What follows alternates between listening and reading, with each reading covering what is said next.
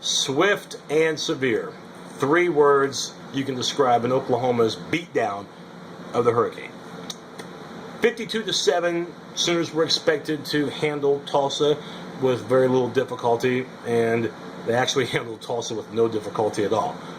Second straight week that OU has scored 21 points in the first quarter. Second straight week that they've scored 31 points in the first half. The game started, I would say, probably at 11:10. Game was over in all reality by 11:30. Plenty of time to do whatever you want to do. But if you did watch the entire game, and hopefully you did, you saw that offensively, defensively, special teams, Oklahoma had their act together. Sometimes the human nature thing to do is to look ahead to your next opponent if your next opponent is better than the one you're playing. And talent-wise, athletically-wise, tradition-wise, Tennessee is just that. They come from the Big Bad SEC Conference, and they'll be in Norman September 13th, just a few days from now, for a Saturday night nationally televised game. So the tendency might be to have your brain, jump into the future and be thinking about the orange of Tennessee rather than the blue of the Golden Hurricane. Sooners weren't thinking ahead. In fact, they were thinking about maybe even naming their score. It just looked that easy to us. Sooners on the ground were effective, over 250 yards rushing. Trevor Knight was amazing, 299 yards through the air, 21 of 34 passing, getting several receivers involved. The week before we saw him actually, utilize the running backs, but today it was, strictly the receivers and tight end Blake Bell, who got his first touchdown as a tight end this year. It is just 2 games, okay? So 10 games to go. Season is a marathon, not a sprint. And again, it's unfair for us to give Oklahoma a accurate barometer as far as where they're at right now, because again, you've only played 2 games and they've been against 2 teams that you're substantially better than. Louisiana Tech and Tulsa. They were no challenge. But Sooner fans, you liking what you're seeing so far? And not just because of the yardage, not just because of the points. I get that, okay? I'm just talking about the chemistry. I'm just talking about the overall play that we're seeing so far. Far better than the start that they had last year, where it was the defense that kind of had to carry them through, especially in game number 2 last season against West Virginia. Game number 2, in this case, has been anything but a letdown. It's been anything but disappointing. In fact, it's been encouraging. Remember, West Virginia last year went 4-8, and yet OU was held to under 20 points that night, and that was a home game. Okay, today, complete domination. And key number 1, I said it on my weekly matchup show, highlight my 4 keys of the game. Key number 1, make sure that you have the runs. Of course, we're not talking about that post laxative reaction you get. We're talking about, making sure that the run is set up well enough to where the pass will take care of itself. And that's exactly what happened for Trevor Knight, indicative by that 299-yard passing total for the day.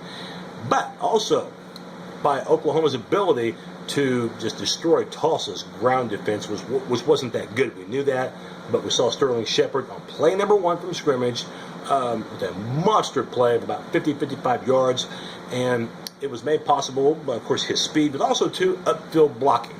You played Oklahoma as a receiver, as a running back, you better be able to block upfield. You don't, you're not going to be seeing the play. And from the beginning, we saw Deron Neal get an initial block, and also, too, a good kick-out block by Keith Ford. And then downfield, we saw Young, the other receiver, with a good block, too, keeping that play going even further. The blocking, offensive line, give them kudos for opening up gapping holes. And by the way, that touchdown that Keith Ford scored to make it 38-7 third quarter, I think it was like about 25 yards. You know something about that play? If you have it on, you can YouTube it, or if you tape the game, watch it. Not a single Tulsa player even lays a finger on him, okay? Not anybody, not one Tulsa player even touches the guy. That's impressive. That's very, very impressive. So, offensive line, fantastic game. And, again, it was a balanced attack for the Sooners of well over 550 yards on the day. So, fantastic job to those guys. And to the ground game, to Alex Ross, the 81-yard run for a score in the second quarter. And again, P. Reen delivering with tough running. Excuse me. Key number 2, make sure that you don't get Dane cooked. In other words, make sure that Dane doesn't cook the defense. I'm talking about Dane Evans, Tulsa quarterback, who did cook Tulane for well over 400 yards through the air and 4 TDs in that comeback win last week in AAC play over the Green Wave. Today, wasn't going to happen. An A, once again, this one for the OU defense for outside pressure early on, especially from Chukwunedule. We also saw pressure at the gut for the second straight week from Jordan Phillips. And that would lead to mistakes. It also led to an early interception with Zach Sanchez hauled in off a deflection, second INT of the year. By the way, we'll have some Zach Sanchez news coming up. It's not the best news that you want to hear, but it's news that we need to tell you about. So, back to Evans, he was not comfortable all day, and I said it on my matchup show earlier in the week. You don't necessarily have to get the quarterback sack in order to make it a great play. Just hurry the guy, just pressure him, make sure that he's not comfortable, and he didn't look comfortable at all, and he had to throw it early at times, earlier than he would have liked, and for Evans it was a long day, and he also too made that mistake of staring at one receiver the whole time from the progression of the play all the way to the throw. And guess who was there to pick it off? Gino Grissom, outside linebacker, his new position, did quite well, picked it off, and he ran it back for a touchdown. Number 3 key, no cardiac hits, meaning Tulsa, keep them down because we saw them come from behind last week against Tulane. Another A for the Sooners. Once it got to 21-0, yeah, forget about it. Pretty much done at that particular point. When it was 31-0 entering the third quarter, Tulsa did get a terrific drive. Now, by the way, I do think Tulsa has real good receivers. I do think that they have terrific receivers. And we saw them get into the act on their only scoring drive of the game in the third quarter off of a 4th down and goal call. But then the Sooners dodged a disaster on the ensuing kickoff by avoiding what could have been a turnover on a fumble on the kickoff, but thankfully the Sooners said Sooner ball, and then they turned out the lights with a long drive, and of course that was when Ford capped it off with that big run.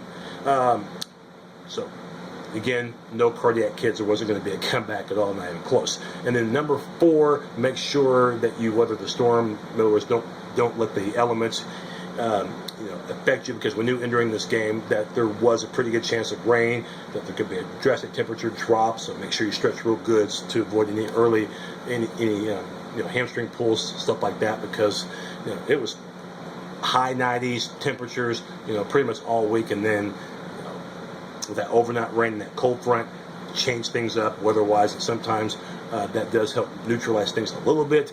But in this case, no. And as a matter of fact, the Sooners held onto the ball too. There weren't any butterfingers, no bar soak treatment. As a matter of fact, it was Tulsa that had the turnovers today, and it was really, from a turnover standpoint, a mistake-free game for the Sooners. By the way, in this game, did you notice that we saw a little bit of Cody Thomas? The freshman quarterback went 3 of 4 today, 20 yards, not too bad at all, as he got some mop time in the fourth quarter. The Zach Sanchez news, we got to watch this because he did injure the right shoulder. I think Spielman of ABC, they were broadcasting the game with Sean McDonough. Spielman thought it might have been a stinger, okay? And it looked very, very painful for Sanchez. It happened in the second quarter. He didn't come back, so we'll have to keep an eye on his status because, Tennessee's got some offensive weapons. A quarterback who played well today against Arkansas State. So that really bears watching for Zach Sanchez if he's going to play next week against the Volunteers. If he doesn't, OU will have to go with a true freshman at that corner position. Today, though, for the Sooners, offensively, defensively, special teams, how can you argue? And how can you argue with the result? 52-7, they get the job done at Tulsa. Up next, primetime showdown with the big bad SEC boys. A team that's had tradition, hadn't had a whole lot of success lately, but they got the athletes. And Butch Jones has done a good job in recruiting, and just like OU, Tennessee's off to a 2-0 start. So we'll see what gives on September 13th for a nationally televised game. It's prime time, 7 o'clock, and I will have my weekly matchup show coming up in a few days. Congrats to OU. Boomer Sooner.